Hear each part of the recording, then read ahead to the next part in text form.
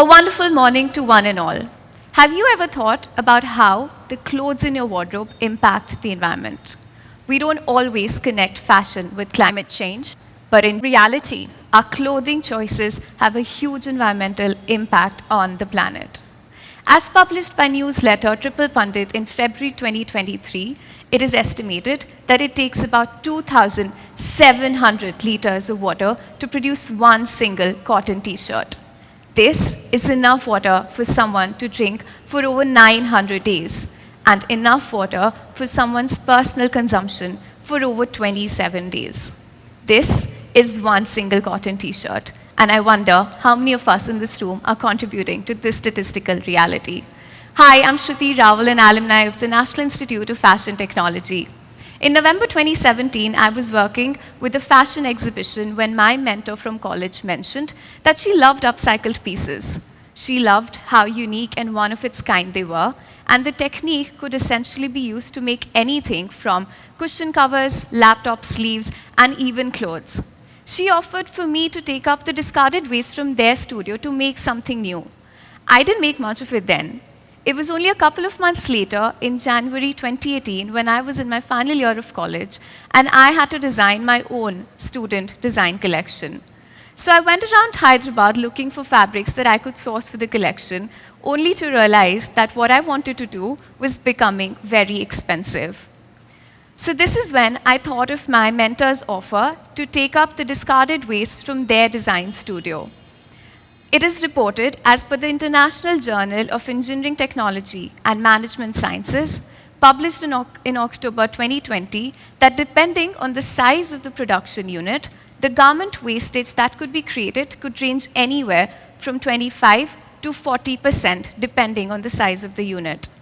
There were a lot of reasons for this.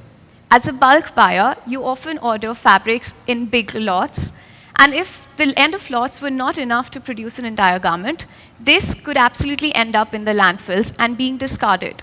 There are several reasons, including fabric misprints, color damages, weaving defects, that contribute to this. So I was able to get a lot of discarded waste from the studio, which was exactly what I needed. And I used this to design a lot of details like ruffles, surface embellishments. This is when I also got to read up a lot about why upcycling was so important. Took a lot of inspiration from Japanese designers, such as Timo Rissanen, who practiced these techniques. There was also another very creative pattern making tool called the zero waste pattern making, which enables us to use 100% of the fabric available at the cutting and designing stage, ensuring that no little bits were left behind, which could potentially end up in the landfills. So with the design collection that I was able to make, I won the Best Design Collection Award, and this told me that I was onto the right track to building something that made an impact.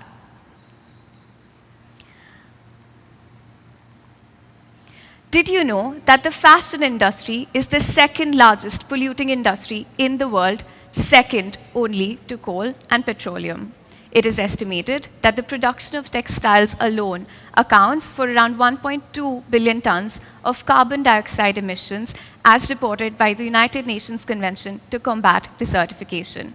It is also noted that annually, the value chain consumes 215 trillion liters of water, only reported by Qantas in 2018.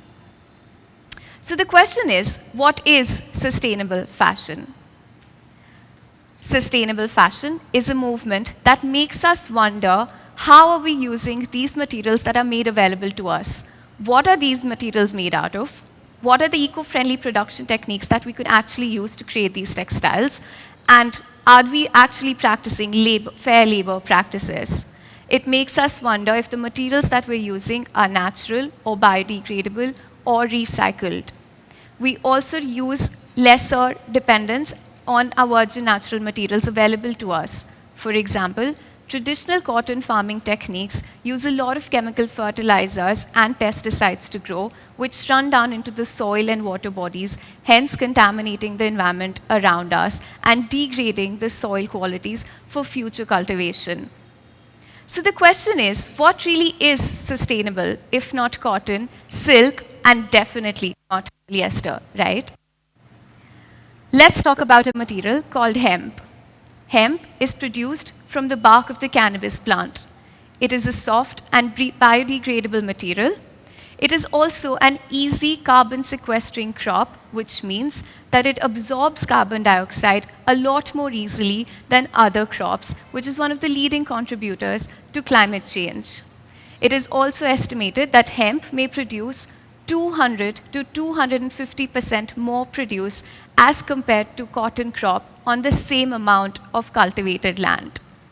It is estimated that hemp's fiber share in the market was at 0.26% in 2022, of which China stands to be the world's largest supplier with a world share of 70%. The good news is that our perspectives on fashion and consumerism are already changing. We're starting to think about everything from the food we eat to the logistics we use and the clothes we wear. We're quickly adopting trends that practice quality over quantity and emphasize that less is more.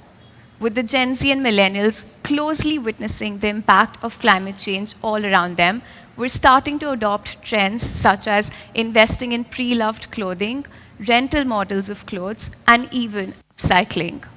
Simple techniques such as using an embroidery patch to upcycle something old and worn out, which could have otherwise ended up in the landfills, is now being renewed and given a second life. It is also very important to note that social media has given us the kind of voice where every little action that we take has a huge positive impact.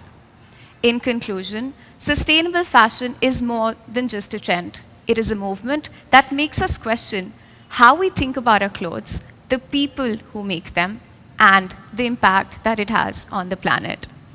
Our wardrobes have the power to help curb climate change. What we wear is not just a portrayal of what we stand for, but also the world we wish to live in. Thank you and have a great day.